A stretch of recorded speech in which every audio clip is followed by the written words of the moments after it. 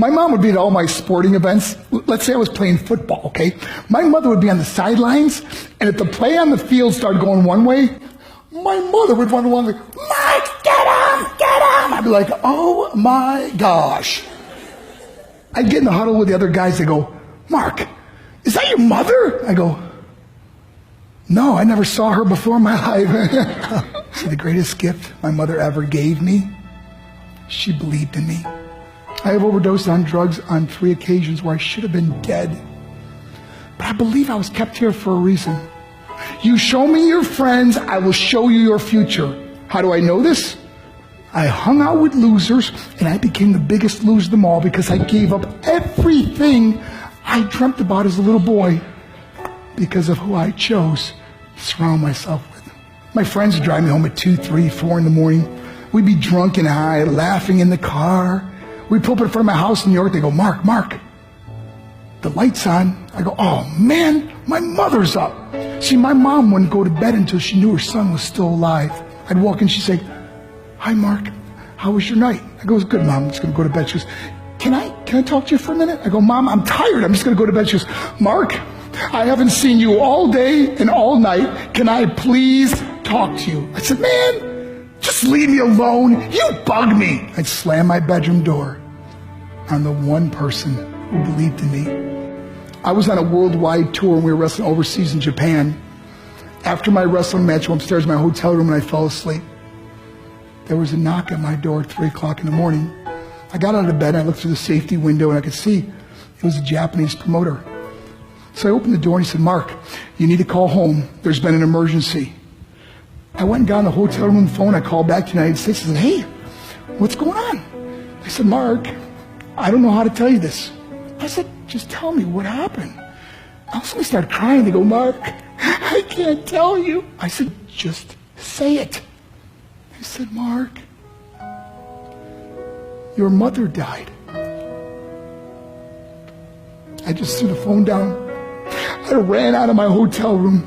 I took the elevator to the lobby, and when the doors opened up, I just ran out into the street. I mean, there was no cars, there was no people. It was 3 o'clock in the morning.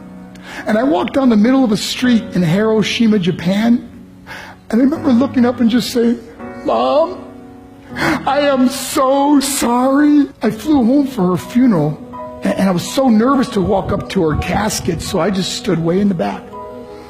And I kept looking from a distance. I kept thinking to myself, Mom, please wake up. Please get up. And then I finally got the nerve to walk up to her. And as I got closer, I could see my mom for the first time. I mean, she was so beautiful. She was dressed in white. I mean, she looked like an angel. And I just stood over it. I said, Mom, you are my hero. Everything I am, everything I hope to be was because of you. You loved me so much. You gave me a life. You're the only one that ever believed in me. How did I repay her? By getting drunk? By getting high? By getting stupid? By hanging out with losers? For what? All she ever wanted to do was talk to me. I wish I could talk to you now, Mom. I wish you could see what I'm doing. Why couldn't I have been a better son? We are defined by our choices.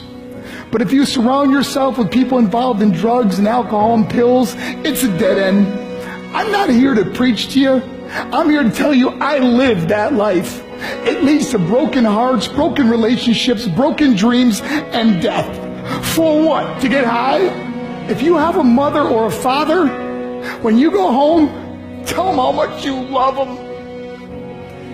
See, my whole life was about being rich and famous. I had to be a millionaire. I had to win the race. I had to win the race at the expense of my marriage, my family, my friends. For what?